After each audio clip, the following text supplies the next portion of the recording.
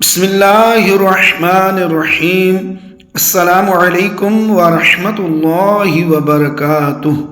آج میں آپ کے ساتھ فجر کے بعد کے ایک انتہائی اہم اور برکت والے کلمے کے بارے میں بات کروں گا۔ یہ وہ کلمہ ہے جس کی فضیلت احادیث مبارکہ میں بیان ہوئی ہے اور جس کے پڑھنے سے قبر کی سختیاں آسان ہوتی ہیں، جہنم کی آگ سے حفاظت ملتی ہے اور والدین کی مغفرت کا ذریعہ بنتا ہے۔ اس ویڈیو کو مکمل دیکھیں کیونکہ میں آپ کو بتاؤں گا کہ یہ کلمہ کیا ہے، اس کی فضیلت کیا ہے، کب اور کیسے پڑھنا ہے، اس کے روحانی فوائد، فجر کی نماز کی اہمیت۔ سب سے پہلے سمجھنا ضروری ہے کہ فجر کی نماز اسلام میں کتنی اہم ہے۔ اللہ تعالی نے قرآن مجید فرقان حمید میں فرمایا، اور قرآن فجر پڑھو، بے شک فجر کا قرآن مشہود ہوتا ہے۔ نبی کریم صلی اللہ تعالی علیہ وآلہ وسلم نے فرمایا، جو شخص فجر کی نماز پڑھتا ہے وہ اللہ تعالی کی حفاظت میں ہوتا ہے۔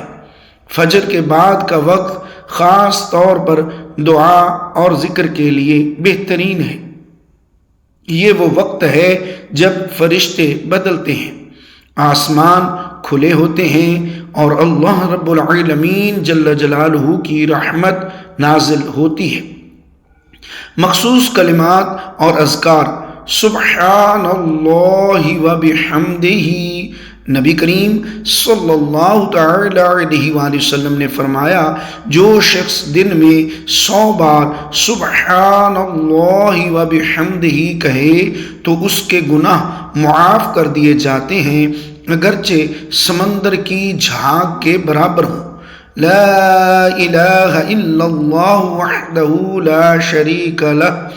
جو شخص صبح کے وقت 10 بار یہ کلمہ پڑھے تو اس کے لیے 10 نیکیاں لکھی جاتی ہیں، 10 گناہ مٹائے جاتے ہیں اور 10 درجات بلند ہوتے ہیں۔ استغفار، اللہم انت ربی لا الہ الا انت خلقتنی وانا عبدک وانا علی عہدک ووعدک ما استطعت۔ یہ سید الاستغفار ہے جس کے بارے میں نبی کریم صلی اللہ تعالی علیہ وآلہ وسلم نے فرمایا کہ جو شخص یقین کے ساتھ صبح کے وقت اسے پڑھے اور اسی دن فوت ہو جائے تو وہ جنتی ہے۔ آیت الکرسی، فجر کے بعد آیت الکرسی پڑھنے سے اگلی نماز تک اللہ کی حفاظت میں رہتے ہیں۔ قبر کی سختیوں سے نجات، قبر کی زندگی حقیقت ہے۔ قرآن و حدیث میں اس کا واضح ذکر موجود ہے۔ قبر میں 3 سوال پوچھے جاتے ہیں۔ تیرا رب کون ہے؟ نمبر 2، تیرا دین کیا ہے؟ نمبر 3، یہ شخص کون ہے جو تمہاری طرف بھیجا گیا؟ جو شخص دنیا میں اللہ جل جلالہ کو یاد کرتا رہا، قبر میں بھی جواب دے سکے گا۔ اذکار اور کلمات کی دنیا میں مشق قبر میں آسانی کا ذریعہ بنتی ہے۔ نبی کریم صلی اللہ تعالی علیہ وآلہ وسلم نے فرمایا، قبر یا تو جنت کے باغوں میں سے ایک باغ ہے یا جہنم کے گڑھوں میں سے ایک گڑھا۔ ذکر و اذکار، نیک اعمال اور توبہ قبر کو نور سے بھر دیتے ہیں۔ جہنم سے حفاظت، اللہ تبارک و تعالی جل جلالہ نے قرآن مجید فرقان حمید میں فرمایا، اے ایمان والو، اپنے آپ کو اور اپنے گھر والوں کو اس آگ سے بچاؤ۔